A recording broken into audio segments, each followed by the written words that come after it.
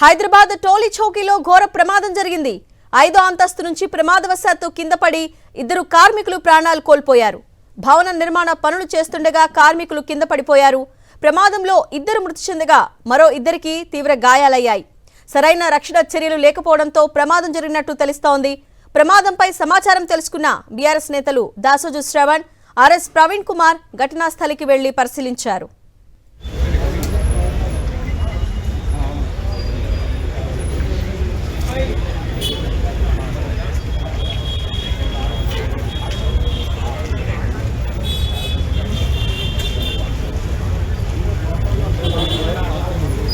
అలస్నాథ్ కాలనీలో ఒక under construction లో ఉన్నటువంటి బిల్డింగ్ దగ్గర వర్క్ చేస్తుండగా ప్రమాదవశాత్తు కూలీలు అంటే మేస్త్రి ప్లస్ అదర్ కూలీలు అక్కడ పైనుంచి పడిపోయినారని చెప్పేసి మనకి ఇన్ఫర్మేషన్ వస్తే ఇమీడియట్ వచ్చి చూడగా ఇది బిల్డింగ్ కన్స్ట్రక్షన్ లో భాగంగా ఈ గోవా అనేది కట్టినప్పుడు మైట్ బి ఆ బిల్డింగ్ పైకి అయితే మేము ఎక్కి చూడలేదు. బట్ ఏమైందంటే అది పచ్చిగా ఉండడం వల్ల అంటే తేమతో ఉండడం వల్ల అది గోవా కట్టడంలో కొంచెం తేడా జరిగింది.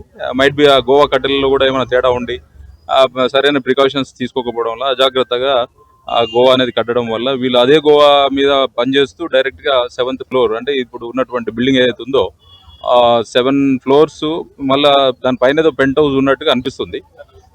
అయితే ఆ పైన నుంచి పడిపోయినట్టు తెలిసింది. పడిపోతే ఇమ్మీడియట్ అక్కడ కింద ఒక ఇద్దరు చనిపోవడం జరిగింది. ఇంకో ముగ్గురు ఇంజూర్డ్ అయినట్టు సమాచారం ఉంది. చనిపోయినటువంటి వాళ్ళు ఒకరు ఆదినారాయణ, ఇంకొకరు తిరుపతిరావు అని చెప్పేసి ఇద్దరు ఉన్నారు. దాంట్లో ఒక అతను మేస్త్రి. ఇంజూర్డ్ అయినటువంటి వాళ్ళు, గాయపడినటువంటి వాళ్ళు ఇద్దరు రమేష్ మరియు ఇంకోటి లాల్ అహ్మద్ అని చెప్పేసి ముగ్గురు ఉన్నారని తెలిసింది. ఈ ముగ్గురు ఇంజూర్డ్ పర్సన్స్ కూడా ఈ ఆలివ్ హాస్పిటల్ కి షిఫ్ట్ చేయడం జరిగింది. రైట్, ఈ ఘటనకు సంబంధించి అప్డేట్స్ అందించడానికి ఘటనా స్థలం నుంచి మా ప్రతినిధి సుస్మిత అందుబాటులో ఉన్నారు. సుస్మిత, చెప్పండి, సరైన ప్రికాషన్స్ లేనందువల్లే ఈ దారుణం జరిగినట్లు తెలుస్తోంది. ప్రస్తుతం క్షతగాతుల పరిస్థితి ఏ విధంగా ఉంది? సార్, నా ప్రస్తుతం మనం ఘటనా స్థలం వద్దే ఉన్నాము. ఏదైతే బిల్డింగ్ నుంచి పైనుంచి మొత్తం మేస్త్రితో సహా కూలీలు కింద పడ్డారో ఆ బిల్డింగే మనం ప్రస్తుతం చూస్తున్నాం. దాదాపుగా చూసుకుంటే 7 అంతస్తుల బిల్డింగ్. అయితే పూర్తిగా దీనికి పర్మిషన్స్ తీసుకున్నారా లేదా అని కూడా తెలియాల్సి ఉంది. అయితే ఇప్పటి వరకు దీనికి సంబంధించిన బిల్డర్ ఎవరైతే ఉన్నారో అతను ఇప్పుడు ప్రస్తుతం పోలీసులు కూడా ఇంకా అందుబాటులోకి రాలేదని కూడా తెలుస్తుంది. అతని కోసం నోటీస్ ఇచ్చేందుకు కూడా పోలీసులు సిద్ధమవుతుంది. అయితే మొత్తంగా కూడా చూసుకుంటే పైన ఏదైతే మనకు ఆ కర్రలు కనిపిస్తున్నాయో గోవా కర్రలు, ఆ కర్రల పైనుంచి వాళ్ళు రైలింగ్ వర్క్ చేస్తున్నట్టుగా కూడా తెలుస్తుంది. రైలింగ్ వర్క్ చేస్తున్న సమయంలో 3-3:30 ప్రాంతంలో పైనుంచి ఒక్కసారిగా కూడా 4 కూలీలు కింద వచ్చి పడ్డారు. మన కింద చూస్తున్న ఆటోలో ఒక్కసారిగా ఆ ఆటోలో కూడా పడిపోయినట్టుగా కూడా తెలుస్తుంది. ఆటో పూర్తిగా కూడా ధ్వంసమైన పరిస్థితులు అయితే కనిపిస్తూ ఉన్నాయి. మొత్తంగా పడిన వెంటనే ఇద్దరు ఆన్ ది స్పాట్ లోనే మరణించినట్టుగా కూడా చెప్తున్నారు. మరో ఇద్దరు కూడా గాయాలయ్యాయి. అలాగే పక్కన ఒక బ్రెజా కార్ కూడా ఉండింది. ఆ కారులో కూడా ఇద్దరు ఉన్నట్టుగా కూడా సమాచారం. అయితే కట్టెలతో పూర్తిగా దానిపై పడడంతో కూడా అందులో ఉన్న ఇద్దరికి కూడా గాయాలు అవ్వడంతో ఇక్కడ దగ్గర ఉన్న హాస్పిటల్కి తరలించినట్టుగా కూడా తెలుస్తుంది. అయితే ఇక్కడ ఇద్దరు మరణించగా మరో ఎవరైతే తీవ్ర గాయాలతో ఉన్నారో వారందరినీ కూడా ఆసుపత్రికి తరలించారు. వాళ్ళు కూడా వారి పరిస్థితి కూడా ఏదైతే బిల్డింగ్ కి సంబంధించిన కార్మికులు ఉన్నారో వారి పరిస్థితి కూడా తీవ్రంగా ఉన్నట్టుగా కూడా తెలుస్తుంది. అయితే 3-3:30 ప్రాంతాలు జరిగిన తర్వాత పక్కనే ఒక స్కూల్ కూడా ఉంది.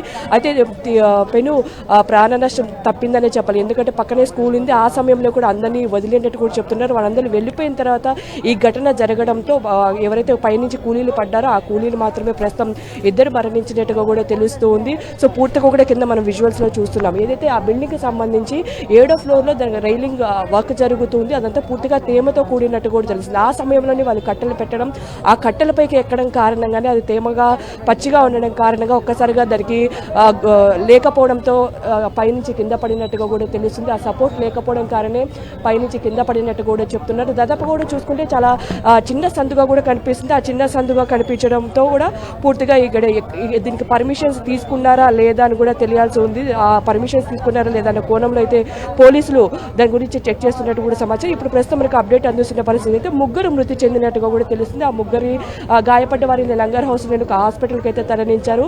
ఏదైతే ఆటో కనిపిస్తుందో ఆ ఆటోలో ఉన్న వారికి కూడా ఆ గోవా కర్రలు పడడంతో అక్కడ కొంతమందికి గాయాలైనట్టు కూడా తెలుస్తుంది. నిబంధనల విరుద్ధంగానే ఈ నిర్మాణం జరుగుతున్నట్టు కూడా చెప్తున్నారు. యాజమాన్యానికి సైతం కూడా నోటీస్ ఇచ్చినట్టుగా కూడా మనకు అప్డేట్ అయితే అందుతుంది. ఆ నోటీసులు ఇచ్చిన ప్రకారం కూడా వారికి మొత్తంగా 7 ఫ్లోర్స్ అయితే 7 ఫ్లోర్స్కి తీసుకున్నారా లేదని కూడా మనకు పూర్తిగా తెలియాల్సి ఉంది. ఒకవైపు ఇంత చిన్న సందులో ఇంత పెద్ద బిల్డింగ్ కడుతూ జీహెచ్ఎంసీ సంబంధించి కూడా వాళ్ళు పట్టించుకోకపోవడం, అలాగే బిల్డింగ్కి సంబంధించి కూడా ఎవరైతే వారంతా ఉన్నారో వారు కూడా పట్టించుకోకపోవడం, దానికి సంబంధించిన భద్రతా ప్రమాణాలు పాటించుకోకపోవడం కారణంగానే ప్రస్తుతం ఈ ప్రమాదం జరిగినట్టు కూడా తెలుస్తుంది. అయితే ఇక్కడ మరణించే వాళ్ళు కొంతమంది శ్రీకాకుళంకి చెందిన వాళ్ళు ఉన్నట్టు కూడా తెలిసింది, మరో కొంతమంది తెలంగాణకి సంబంధించిన ఉన్నట్టు కూడా తెలుస్తుంది. అయితే ముఖ్యంగా దీనికి సంబంధించి ఇప్పుడు చూసుకుంటే ఈ కేసు నమోదు చేసుకున్న పోలీసులు అయితే దర్యాప్తు చేస్తున్నారు. బిల్డింగ్ యజమానికి కూడా నోటీస్ ఇచ్చినట్టు కూడా తెలుస్తుంది. Okay Sushmita, thank you.